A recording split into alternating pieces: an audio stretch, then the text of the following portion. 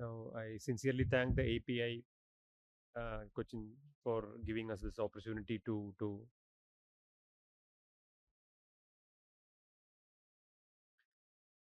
have a small lecture on recognition and management of seizures and epilepsy for the clinician. Pardon me if it is a bit uh, of a this is something which is not new for the physician. So, but still, just just updating about the new developments. Not much about new developments, but about how this classification of epilepsy as well as recognition has been evolving through the years, and how International League Against Epilepsy have been instrumental in modifying and simplifying the concept of seizure and epilepsy. Now, I need not go to the definitions of what seizure and epilepsy is, but this is the recent definitions as uh, defined by International League Against Epilepsy as seizure is a transient occurrence of signs and symptoms, which is due to excessive synchronous discharge in the brain. And epilepsy is a disorder of the brain characterized by enduring predisposition to have these seizures. It's not just the new addition is that seizures itself are not the is not the real culprit for suffering as far as epilepsy patients are concerned. There are a lot of other neurobiological factors, cognitive, psychological issues, social consequences, which are to be taken into consideration while treating a patient with epilepsy. Now, when we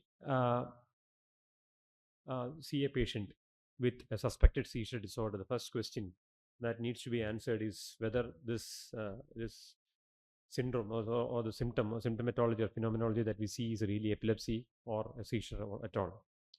And so, ILA has defined epilepsy as two unprovoked seizures more than 24 hours apart. And if you have a definite diagnosis of an epilepsy syndrome at the onset, if you can find out what exactly for an absent seizure in a child, means it is absence epilepsy rather than absent seizure itself, because the chance of having recurrent seizures would be much higher when you have a syndromic diagnosis. The next thing that you have to rule out when you have a patient with suspected seizure is whether it is a non-epileptic event or not.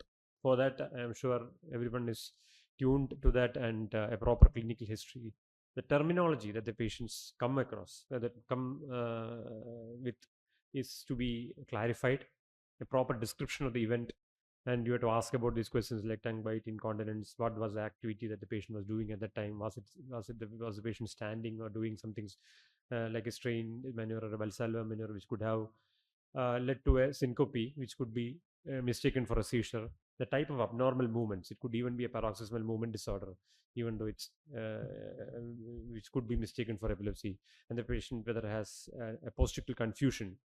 So all this makes it very difficult, and sometimes there is very high chance that there could be misdiagnosis.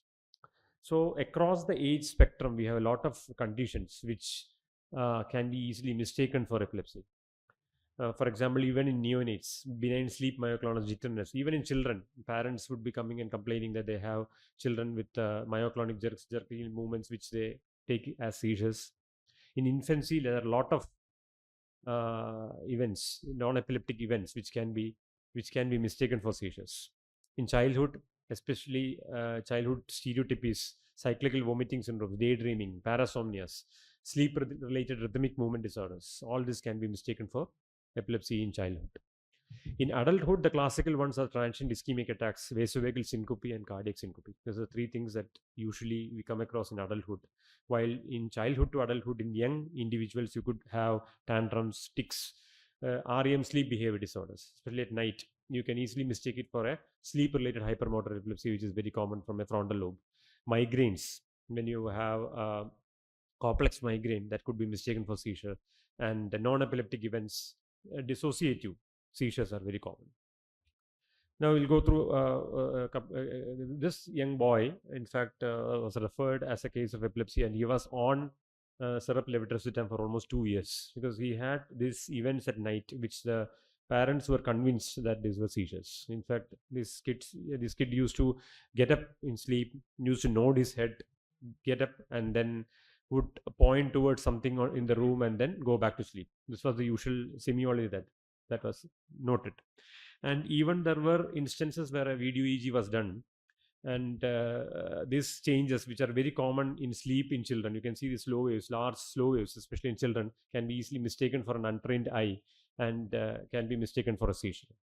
In fact, the child had this kind of multiple blinking eye movement, eye movements, which is actually was a parasomnia, which was mistaken for epilepsy, and was treated for the same. But unfortunately, it was not. I mean, or fortunately, it was not seizures. We were able to identify and took the child off levetiracetam, because the child was on levetiracetam and had a lot of issues with the medication.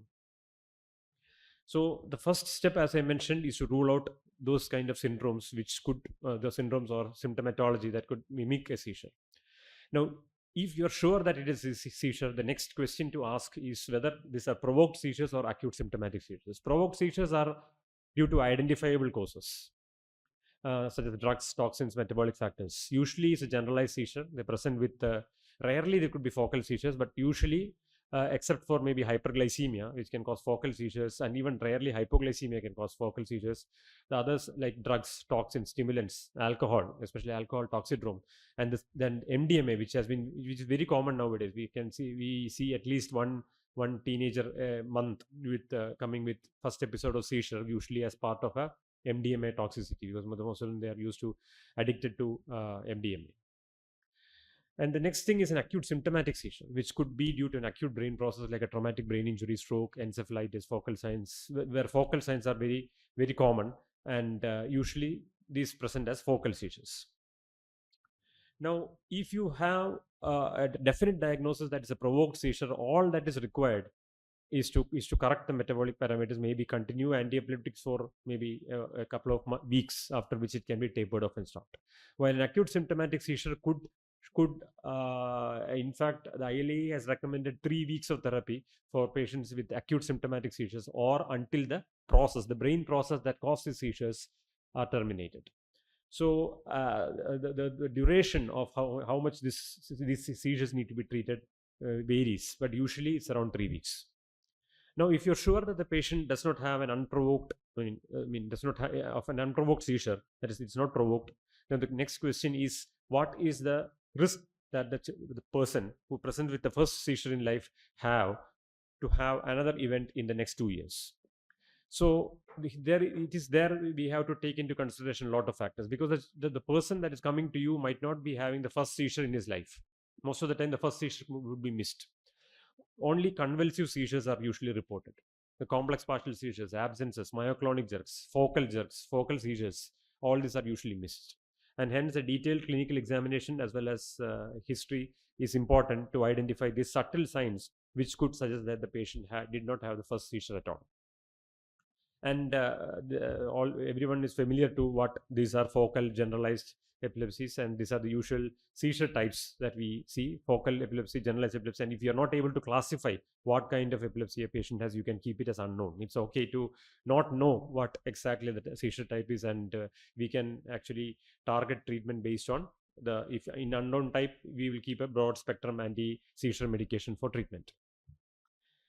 Now, now here comes the classification by ILA, International League Against Epilepsy. The seizure types are focal onset, generalized onset, or unknown onset, where we do not know. But more important things that they have included in categorizing epilepsy are these epilepsy types and epilepsy syndromes. Because the epilepsy syndrome, to identify that epilepsy syndrome means to identify the exact line of treatment, and that is the most important thing, that as far as an epilepsy clinician is concerned, to help the patient. And definitely, you have to go to structural, the etiology of the seizures. It could be structural, genetic, infectious, metabolic, immune, or even the etiology could be cryptogenic. Earlier, it used to be called as cryptogenic epilepsy. Now it's called unknown epilepsy, because ILA does not want to include the terms which are ambiguous. Even the complex partial seizures, they have removed the term complex partial seizures. Now we have focal onset seizures with impaired awareness, and focal onset seizures with intact awareness, because you need not lose consciousness. It could be just that the patient is not aware of what they are doing. So that is a complex partial seizure. So it's an FOS. Focal onset seizures with impaired awareness. FOSA is how they describe this these seizures. There could be a combined generalized plus focal with epilepsy. So we call it focal epilepsy with impaired awareness with occasional secondary generalization. So these are all now simplified rather than calling it CPS with secondary generalization or CPS temporal and extratemporal. They have just uh, now for the layman to understand, they have then reclassified these as the above entities, and they have given very significant significant importance or supreme importance for comorbidities which need to be addressed, because it's often the comorbidities that trouble the epilepsy patient rather than the seizures itself. Generalized seizure, as you know, it could originate from some point and rapidly engage in a network, because this is the new hypothesis. You have network hypothesis. And when you have the involvement of a corticothalamic circuitry, when you have an involvement of thalamus as well as the cortex, these are generalized seizures. And when you have a particular focus then going into the thalamus, and from there going into bilateral hemispheres, this becomes a secondary generalized seizure. Now, the focal seizures originate within networks limited to one hemisphere usually, like mesial temporal sclerosis that involves one part of the temporal lobe. It could spread to other areas as well, into the opposite temporal lobe, or even it could generalize. This is how ILA has now classified everything: focal onset, generalized onset, and unknown onset. The focal onset, the patient is aware about it or impaired awareness, and it could be motor onset or non-motor onset. So even a layman can actually describe that type of seizure that the patient has. And generalized onset seizures are either motor or non-motor. For example, absent seizures, even though the motor manifestations are not very, even though there could be some head nodding or some automatisms, they usually are hypomotor seizures. Earlier, they used to be called hypomotor because the motor activity was much less. Now comes the next important thing, the phenomenology of seizure. Because the most important thing in identifying a seizure and identifying the apt anti-seizure medication for that particular seizure is to identify and characterize what kind of epilepsy or what kind of seizure disorder the patient has. So here comes the importance of phenomenology, and we in neurological terms we call it semiology. So a detailed clinical history is important. We usually get help from home phone videos, and usually we get help from CCTV footages of a seizure. We can definitely say the first episode itself whether it is a focal epilepsy, where we can give directly go and give carbamazepine rather than giving levetiracetam and then waiting for him to have the next seizure and then changing the medication. So it helps us in lateralizing and localizing the seizures, and based on the semiology we can identify what kind of epilepsy it is. Next comes what an epilepsy syndrome is. Identification of a syndrome in epilepsy is to find out a characteristic cluster of features. For example, absence epilepsy. We have a childhood absence, the child that comes second standard, third standard students. That is 5 7 years, 8 years, 5 to 7 years, 5 to 8 years still child that comes with certain comorbidities, lack of interest in studies, not the teacher complaining that the child is not responding, and these are all age dependent presentations, and they usually have a classical EEG signature related to it, and all this together forms what we call an epilepsy syndrome. So even if it's a first seizure, if you can identify a proper epilepsy syndrome, we can start treatment, and you need not wait for the next seizure and or try to classify it separately. For example, a juvenile myoclonic epilepsy could present with a myoclonic jerk. Early in the morning, the child or a teenager would come and say that the brush or the morning coffee slips from his hand or flies away from his hand. That is his or her hand. That is the usual initial symptom with a juvenile myoclonic epilepsy, and you can identify that syndrome and then treat it. Next comes etiology. Etiology is very important. We know there are 6 categories as per ILA: structural, genetic, infectious, metabolic, immune, and unknown. It's okay to label a seizure as unknown, because most of the time around 30 to 40% of patients with seizures in our clinic still are labeled as unknown epilepsy, because most of the time it's very difficult to get indirectal epileptic form discharges in patients who have very infrequent seizures. There could be a mixture of two. For example, in neurofibromatosis or tuberous sclerosis, you have a genetic etiology. At the same time, there could be a structural etiology. You could have a tumor, which can be identified as a onset of a focal onset of seizure. So you could have a mixture of things like genetic with structural etiology, or even sometimes infectious with a metabolic change and all those stuff. A classical example is an infectious with an immune etiology. We can have a patient with an influenza-related encephalitis going into develop an autoimmune encephalitis, which can cause a seizure. So you could have mixtures of these categories. Now, the most important question, which is very important for the patient, as mentioned earlier, are the comorbidities, which are neurobiological, cognitive, psychological, and social, which needs to be identified and addressed. Now, when a patient comes to you with a seizure, the important investigations we usually tend to do basic things like we do blood routines, we do electrolytes. We usually have this, especially the emergency departments have this tendency to do lactate, and they say that for even for syncope, lactates could be high because it could be a convulsive syncope, and lactate is one. They say it's one of the signs by which you can identify a generalized seizure. So EEG is one investigation that can be potentially utilized in an emergency setting, and around 20 to 50% of patients when they present have EEG abnormalities. And if you're not able to get any EEG abnormality in one EEG, try to take another EEG in an interval on an interval basis, and at least 90% will have some abnormality picked up in 2 to 3 EEGs. It is usually best done in the first 24 hours, but not after you dose of the patient with a heavy dose of midazolam or lorazepam for that instance. A good sleep record is required. It is sedated sleep would not help much. So even in children, if you're giving them clonazepam or diazepam for sleep, it's always better that you give them something like a triclofos, that is a pedicloryl, for a good sleep, because that will not interfere with the activities in the EEG. So you can identify generalized or focal epileptiform abnormalities in patients with epilepsy, and if you have an abnormal EEG, the 2-year seizure risk becomes more than 60%, which means that you have to start the patient on anti-seizure medications.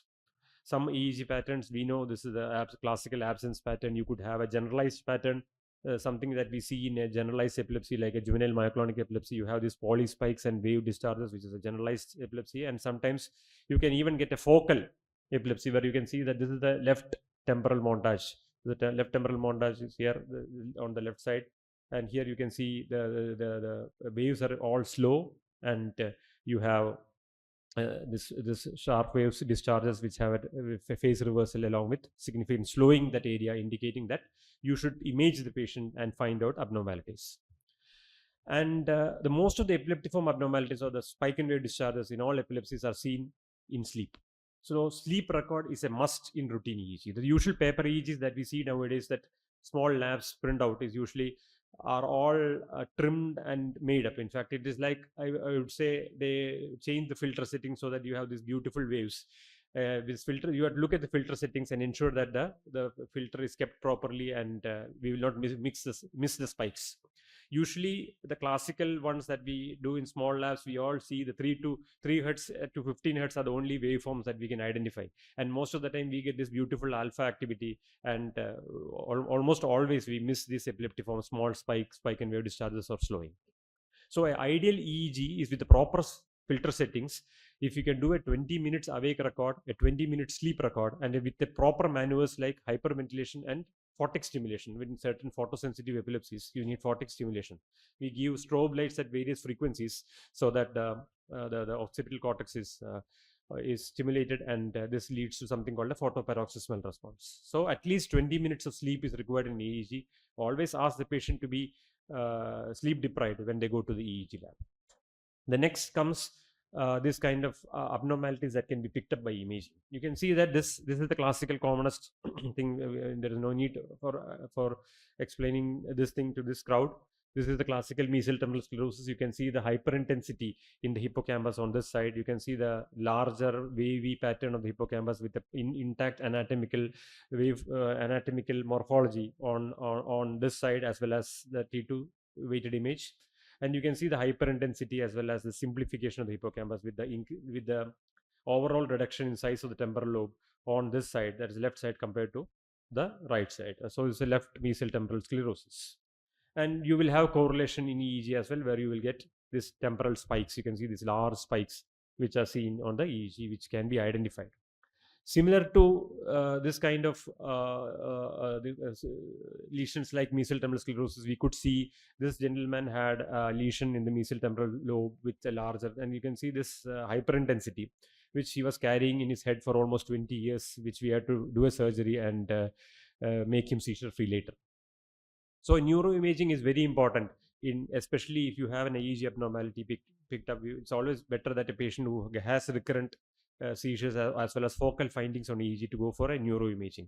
MRI is preferable, and 10% of individuals usually have well-defined substrates like focal cortical dysplasias or gliomas or MTS, AV malformations, non-neurocystic sarcosis. A proper epilepsy protocol is something that you have to ask for, because we need this kind of classical coronal cuts of the hippocampus to identify the hippocampal morphology, and also there should be good differentiation between the cortex and the subcortical structures.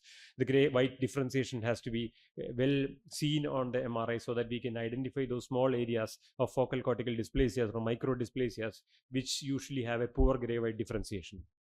And always in children, especially if you have neonates and infants, especially less than 3 years, myelination interferes with interpretation of image. So the ideal epilepsy protocol would be done in children more than 3 years of age.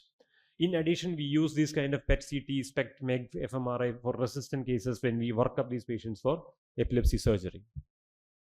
This is the same thing as I mentioned earlier. This is the left MTS, and you can see the patient, the same patient's image on the PET CT. You can see that this is white here, and you can see a large area of hypometabolism involving the left mesial or the medial temporal lobe, indicating that it is safe to remove that portion by an anterior temporal lobectomy. But MRI can miss certain things. Certain small lesions, you can see here, this is a very small calcific lesion, can be easily missed on MRI, because MRI, unless we take specific sequences like a susceptibility weighted imaging, you will miss the small calcific specks, but that can be well seen on a CT. You can see here the anterior temporal small calcified granuloma, where the patient had in fact had a neurocystic circus granuloma and had recurrent seizures. In fact, even the radiologist had missed this small calcified speck. Now, another common finding that we see in individuals with focal epilepsy are these focal cortical dysplasias. You can see the poor gray white differentiation, the hyperintensity, something called a transmantle sign, which is seen in these images.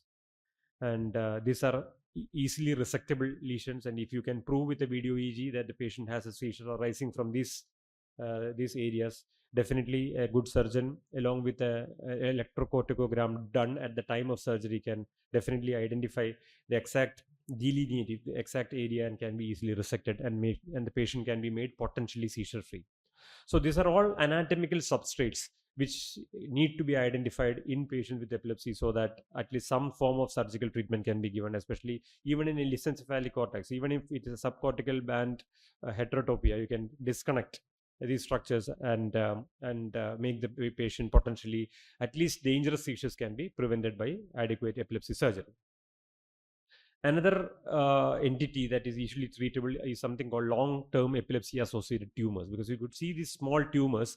These are not gliomas. This could be gliomas. These are actually grade 1 gliomas, which are, or 2 gliomas, which usually can cause epilepsy, and their only symptomatology would be epilepsy. There won't be much SOL-related symptomatology. The classical examples are dysembryoplastic neuroepithelial tumor and ganglioglioma. You can see this. So these are the various site locations where these can come and can produce focal epilepsies. So this is the importance of neuroimaging, especially when you see a patient with EEG abnormalities showing focal abnormalities. Now, coming to routine blood and urine studies, how important these are. These are very important. They should be done, but usually they have a low yield, except in elderly individuals with hyperglycemia or hypoglycemia throwing seizures. The things required are glucose, electrolytes, calcium, and magnesium. There could be some patients with hypomagnesemia and hypocalcemia that can throw seizures. Sometimes there could be even hypercalcemia, which is common nowadays, especially with the vitamin D 60K. I think we have seen at least 3 patients in the last 1 year where they had consumed 60,000 units of vitamin D every day for 21 days. One elderly lady came with taking vitamin D for 21 days and came with a calcium of 18 with and she had to undergo dialysis. She came in status epilepticus, in fact. So calcium is also very important. Now, IEMs in children, especially glucose, bicarbonate, ASA, ALT, amino acids, lactate, and pyruvate, especially in mitochondrial disorders, these are all things that can be studied. And in young individuals, when they have new onset seizures, toxicology is something that needs to be considered. A good history for drug abuse as well as the substance abuse, especially the new MDMA, needs to be also considered. And the toxidrome due to alcohol also needs to be considered.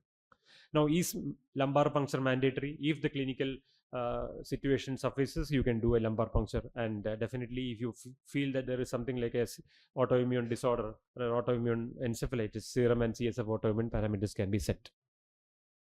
Now, certain instances, we get a good history from the patient as regard to how things happen, but sometimes history can mislead us as well, because most of the time it's always better, because everyone has a mobile phone these days, and you can ask them to take a video of the child or the person who has a seizure, so that that can be seen, and a proper diagnosis can be made. Eyewitness accounts may not be accurate, but this helps a lot in lateralization, localization of these seizures. Now, this gentleman had a very rare diagnosis. In fact, he was diagnosed to have a paroxysmal kinesogenic, non-kinesogenic dyskinesia. This is a very rare entity in movement disorders. And in fact, he came with, no, he was given baclofen, in fact, I think. And he did not respond to the treatment. He was briefly put on phenytoin, to which he responded, but soon he had multiple episodes. You can see that prior to having this kind of dystonic posturing, he had this aura, which was in fact not asked, but he definitely recollects that he has particularly this aura, which comes with some fearful sensation that he has, and some abnormal crawling sensation. And now he is pointing towards the camera, and it is in video EG. You can see these beautiful semiologies where the patient has. Now you can see the slow dystonic posturing of his left arm, and he's really distressed by it. See, this could very well be mistaken for a movement disorder, because he's intact, he does not have loss of awareness.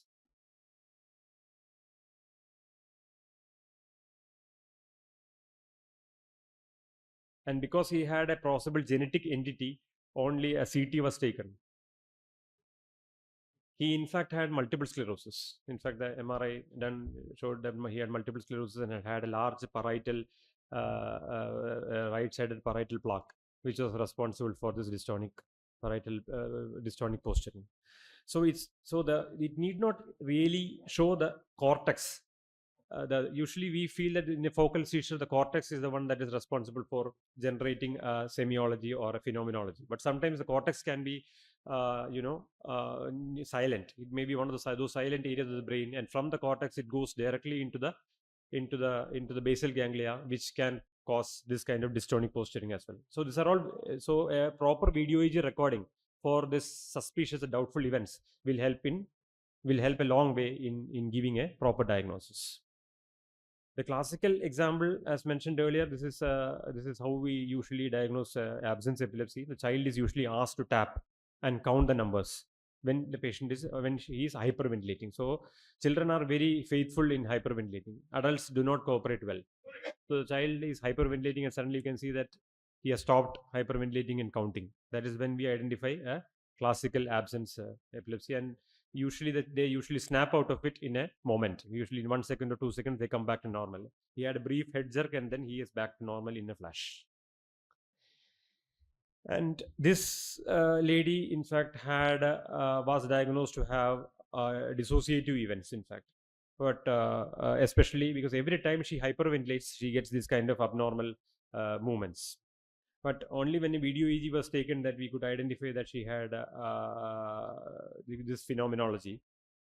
And in fact, what could be seen is that she is turning her face. There is a forceful head adversion towards one side, with mouth deviation and as well as head jerks. This is followed by head jerks, and then you can see the classical posturing on the face, followed by tonic posturing of limbs, and subsequently she develops a bilateral tonic-clonic seizure. So most of the time, hyperventilation does not mean that you always have an absence epilepsy that is coming out. You could even have a extratemporal complex partial seizure or focal onset seizure with impaired awareness with bilateral tonic-clonic posturing, as per the ILE. That is how this is described. And you can see the jerky movements. So if the bystander is quite observant, you can even ask for the last observable jerk as to which side it is, because it is usually lateralization is easy and usually it's ipsilateral. This lady had a in fact, right temporal lobe epilepsy, which was MRI negative. And we took a PET CT and was found to have hypometabolism. And we did something called a petectomy, where we removed the anterior temporal lobe based on the PET findings, positron emission tomography findings of hypometabolism. So these are all various presentations which can be picked up from semiology, from the phenomenology of these seizures. This lady usually has events when looking at mobile phones. You can see here a beautiful rhythm which is picking up in the left side. You can see that there is hardly anything except for that she is looking at the phone. There is a brief stare. Now she is aware that there is something going on wrong with her. But you can see electrically that the seizure has started much before she is aware about this. This lady had a right mesial temporal sclerosis and underwent anterior temporal lobectomy for hippocampal sclerosis. She is on a single anti-epileptic medication and is seizure free. So these are complex focal onset seizures with dystonic posturing. Now, another patient here who has the classical automatisms, just to show what automatisms are, because most of the time we do not get history of automatisms unless we show the patient or the bystanders regarding what exactly is going. You can see that he has the same phenomenon of rubbing, some sort of epigastric sensation that is feeling, then rubs on his abdomen using the left hand. The right hand has become a bit postured, and you can see the classical chewing movements. Sorry that this place is a bit small. It might be difficult to appreciate that. He has this kind of chewing movements, which are chewing automatisms, classically seen in patients with temporal lobe epilepsy. So even while chewing, the patient is partially aware of what is happening, and he's trying to alert the relatives to come close to him, and you can see that he has only a mild impairment of awareness rather than a full loss of awareness. Now he is put into recovery position because most of the time he develops a generalized seizure following this, and he subsequently developed a generalized seizure. This gentleman had a DNET, that is leads the low grade glioma, which was also managed surgically. So you can have a multitude of findings in temporal lobe epilepsy, where you could have an aura, an arrest, an automatism, amnesia. All these things needs to be asked in history. Then only the patient might be forthcoming with this phenomenology in epilepsy. And this patient, as mentioned earlier, this is the DNET that was removed from the medial temporal lobe. Now, based on the propagation of electrical activity from the temporal lobe for other parts of the brain, the subtypes of epilepsy vary. I'm not going into the details of how to go into each of this phenomenology. You could have a frontal lobe epilepsy where this is one thing very important to ask regarding whether the patient has seizures, especially in sleep. If a patient exclusively has seizures in sleep, most likely the origin of seizures are usually from the frontal lobe. Usually they have something called SHE, or sleep-related hypermotor epilepsy. Most of the time the semiology is very vague. It could be even mistaken for a parasomnia or a REM, sleep behavioral disorder, where the patient could have just thrashing violent movements in sleep. This is one patient who had a classical post-traumatic epilepsy with sleep-related events. But usually there is a brief period of awakening from sleep where he felt some abnormal facial sensation, following which you can see that there is posturing of both limbs. And then you can see the arm, which is postured here. And so slowly this arm becomes dystonic and extended. This is something called an asymmetrical tonic limb posturing. So you ask the patient from history as to whether one of the limbs is always extended, and the side where the extension is there, it is usually the opposite side that is responsible. It is easy to lateralize epilepsy to that side, and this is a classical GTCS that develops after a asymmetrical tonic limb posturing. So this is sometimes called fencing posture, like in fencing, and this helps in identification of epilepsy, especially from the frontal lobe. There could be even funny kind of movements, which we might even think that these are not seizures. For example, this lady who had orbitofrontal seizures have this complex stereotypic movements. You can see a writhing movement, And you can see it's like a dance movement. Probably it is some sort of, it's a complex automatism. Complex automatism is sometimes learned things that come back to, because she used to dance in her childhood and she used to like this particular movement, and probably it is this fragments of this kind of learned complex movements that is so imprinted in your subconscious that this come out in especially frontal lobe epilepsy. And I need not go into the details of what the Jacksonian seizure is. You can have onset from one side and then spread to the opposite side, leading to tonic-clonic seizures. Now, I'm not going to the details of how these are there, and I'll just go to the next part, which is the most one of the most difficult things to differentiate, especially when the patient has a non-epileptic seizure or a psychogenic non-epileptic event or dissociative seizures. Even though there are certain guidelines to say that non-epileptic events have greater duration, rare occurrence in sleep, fluctuations, pelvic thrusting movements are much more common in patients with non-epileptic events or psychogenic non-epileptic seizures. Eye closure is more likely, the person is more likely to be having closed eyes with inner awareness. There could be usually no tongue bite. Sometimes patients who have epilepsy have this tendency to feign seizures for because once they are getting control, they like to feign seizures. And most of the time they would bite the tongue, but usually at the tip of the tongue, which is easier and less painful to bite the tip of the tongue than the side of the tongue. In a classical seizure, you get a lateral tongue bite. That is usually seen, but in tip of tongue bite, you should always suspect that there could be something wrong, especially in patients who have epilepsy, but they throw this kind of non-epileptic events. So it's very difficult to identify these non-epileptic events in patients with epilepsy, and most of the time we usually use video EEG as a marker to identify these events. So the most important step in recognition and management of seizure disorder is characterization of seizure and classification of seizure. So this is in just as to what we were discussing.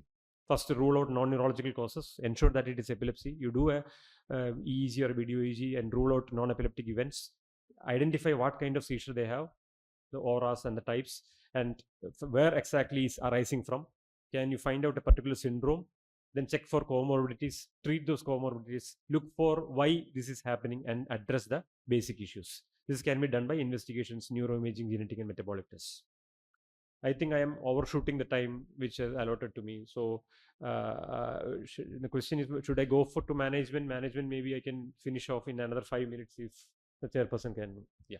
So I'll go in a brief nutshell regarding the management, because I am sure this is not a group where I should be talking on management, but still these are the guidelines, the current guidelines, as well as American Epilepsy Association, as well as the ILA, International League Against Epilepsy, have said. So the most important thing, one thing is lifestyle modifications that you should advise. The recurrence risk need to be calculated. So if a patient has a single seizure, comes to you, asks, doctor, can I have a second seizure? Then you should take into consideration three things. One is a neuroimaging finding, a focal neurological deficit. If you have a neuroimaging abnormality, the chance of having a seizure is much higher. If the patient has a focal epilepsy, the chance of having recurrence is much higher. If the patient has an EEG abnormality, the chance of recurrence is much higher. If two factors of these are present, the chance of having the person having a seizure in the next 2 years is more than 60%. And as far as the guidelines are concerned, if you have a risk of more than 60%, you should start the patient on anti-seizure medications. Another point to note is that especially sleep-related seizures is something that you have to be very careful of, because they have very high incidence of something called SUDEP, or sudden unexplained death in epilepsy. The patient might die in sleep. So when a patient has a suspected seizure or one episode of seizure in sleep, especially in elderly, you should be careful, and it is always better that the patient be on an anti-epileptic medication or anti-seizure medications until you have the exact etiology of that phenomenology. Even though it is not a recommendation, it is an anecdotal recommendation that it is always better you start the patient on a anti-epileptic agent, because who knows, the patient might just die in his or her sleep.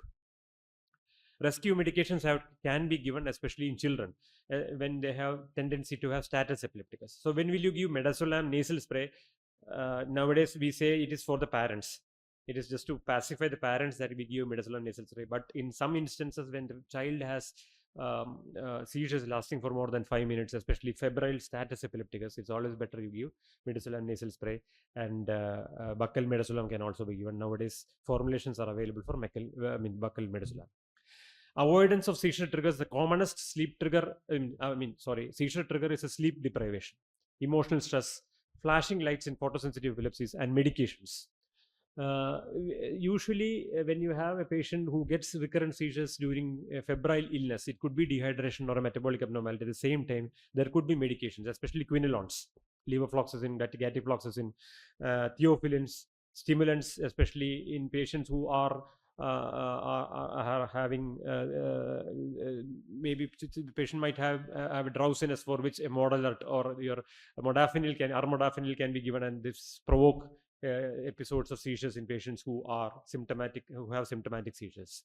Antihistaminics, especially the old ones, CPM, because it's nowadays. I am not quoting the brand, but a lot of cough suppressant medication with high doses of CPM, chlorpheniramine maleate, have come out, and these can cause problems. Cephalosporins, especially third generation, cefoperazone, as well as ceftazidime, and of course, decongestant medication can also cause this kind of breakthrough seizures. Now, the term ILA has now given off the term AED. Now they use the term anti-seizure medication because there is no anti-epilepsy medication. Epilepsy cannot be cured or treated. We all know that, except in certain instances like a West syndrome in children, which can be treated with steroids, or for some instances like classical surgically remediable epilepsy syndrome. There is no cure for epilepsy. There is only remission. The patient goes into remission as age progresses. Now, the 5 questions that we need answers when we are planning a pharmacotherapy in epilepsy is these 5 questions. The first one: is treatment justified? If so, what anti-seizure medication will you give and at what dosage? And when should we combine two anti-seizure medications, and how long the treatment needs to be continued? I'll just go into briefly about these things. There are certain instances when anti-seizure medication treatment is usually not justified. If you have uncertainty about the nature of the seizures, because you are tagging a person or labeling a person as epileptic, and often blocking further evaluation, especially an elderly patient who comes with convulsive syncope. Suppose you say give levetiracetam and send him home, you could miss a cardiac syncope, and the next episode he might die. Febrile seizures, to give clobazam prophylaxis, even though it is not recommended. That is the usual practice nowadays we have here, at least in Kerala, because IAP is quite strong in advocating clobazam in patients with febrile seizures. It's very effective, and this probably has led to marked lesser incidence of hippocampal sclerosis, especially in our part of the world. You get n number of hippocampal sclerosis in Gujarat or UP and other parts of India, but not in Kerala, probably because of the way by which febrile seizures are managed. Next is craniotomy or severe head trauma.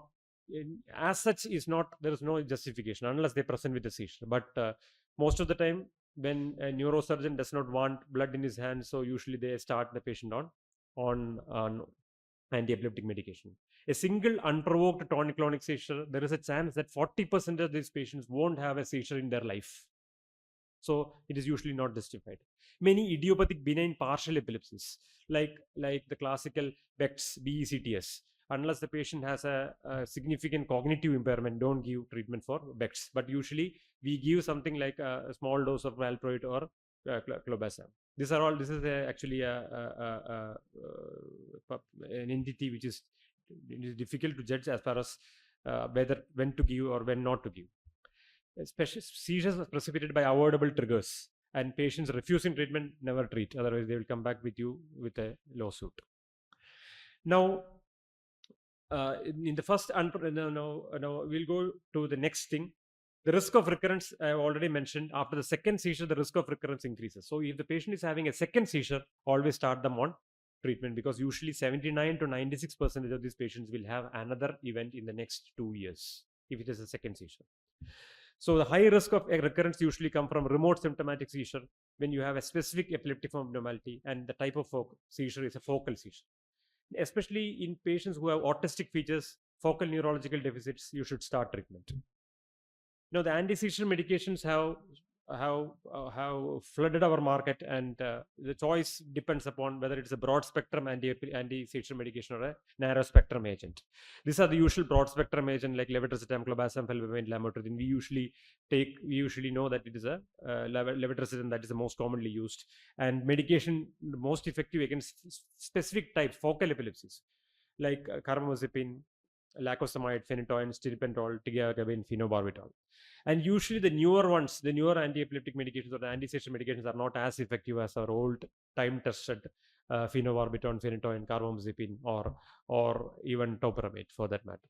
The newer ones are weaker when compared to the older ones, but this lack of side effect definitely help us compel to give the newer anti-epileptic medications. And loss of consciousness, now there is a term that we usually say in neurology practice, because after neurobion 4, the most common medication that is being used and abused in neurology is levetiracetam. Any loss of consciousness, there is this tendency to start levetiracetam, and we call it vitamin L, because it's a sign of vitamin L deficiency. So, levetiracetam, even though it might seem to be a very benign medication that does not give you liver function abnormalities, or renal function abnormalities, the amount of hyperactivity it has been producing, especially in children, the attention deficit, the aggressiveness, lack of sleep, and even we had a brief study at Srijitra when we were doing our fellowship, and we found that in pregnant women with epilepsy, the number of spontaneous abortions were higher, even though it was not statistically significant in patients who were taking levetiracetam. So, unless you are sure that the patient has an epilepsy, don't start the patient on levetiracetam. Now, ensure that the patient is compliant to medication. The drug compliance is very important. So, ensure that before saying that it's a failure of treatment, first ensure that the patient is taking the medication. Even counting the number of medications or asking the patient to tick the calendar or keeping some diary to take medications is very important. Now, the question: how many medications should you start? Is it monotherapy or polytherapy? Always start with one medication, a small dose of first line AED. Our case, it's almost always levetiracetam. Wait for the steady state to be achieved. If steady state is achieved, if you want a steady state immediately, if you're sure that the patient might go home and have another seizure, load the patient with medication. Give a 20 to 30 milligram per kilogram body weight IV. Ensure that the level of the medication is reached, and then start on oral medications in the adequate dose and send them home. Now, when will you start polytherapy? Polytherapy is when monotherapy fails, or the patient has the same day has a status epilepticus like condition where you have to add a second medication. Always go for a rational polytherapy. There should be good synergistic combination, and for very frequent seizures, you can give a proper polytherapy. But the disadvantages are side effects which are additive, interactions of medications, and when you cannot identify which medication is more effective, you cannot withdraw the medication, and usually the patient is locked in a particular combination and they go home with a lot of medications. So, what are the causes by which you fail on a medication that you start? Let us say levetiracetam. Usually, it's levetiracetam that fails. One is the lack of efficacy, because inadequate anti-seizure medication for seizure, because most of the time you require 20 milligram per kilogram body weight for even primary generalized epilepsy to be controlled. So 500 milligram BD of levetiracetam is not going to do anything for focal epilepsy. You have to give at least 20. If the patient may be 90 kg or 100 kg or 110, you increase the dose and give it in an adequate dose. There may be poor treatment adherence from the patient, and there may be interactions with other medications. Then, in case if you feel that it is lack of efficacy, either optimize the dose or add the second medication if the patient cannot tolerate the first medication. Sometimes there could be poor tolerability where you have idiosyncratic side effects where you can stop, or if the dosage is causing a lot of side effects, you can add a second medication.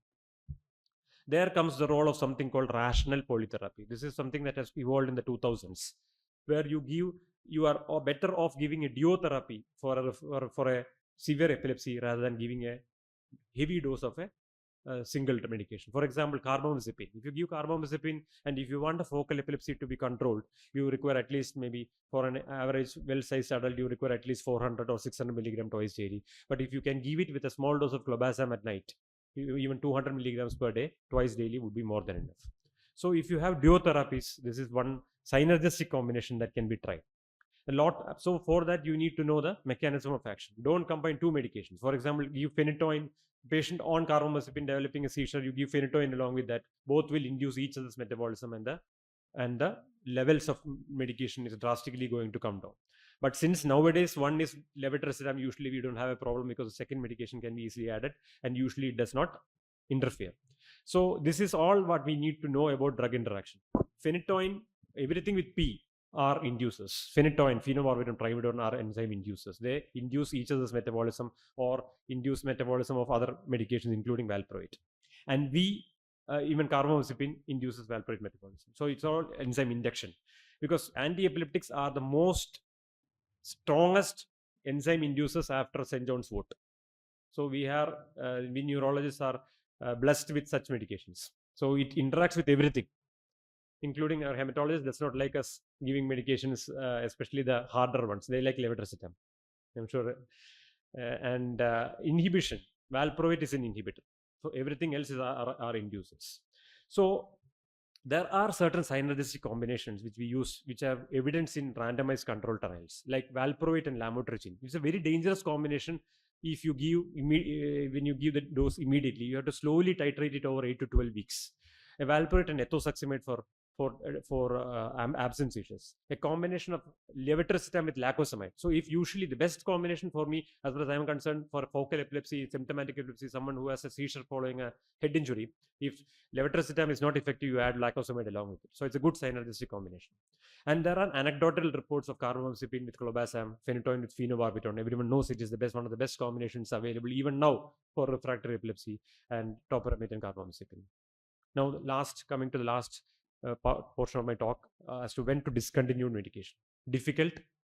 Everyone gives a promise of 2 years, and they end up with us with saying that the other doctor has said it promised 2 years. Then I would say, it is the other doctor has promised 2 years. I will promise you another 2 years. So they usually go from doctor to doctor, 2 years, 2 years, 2 years.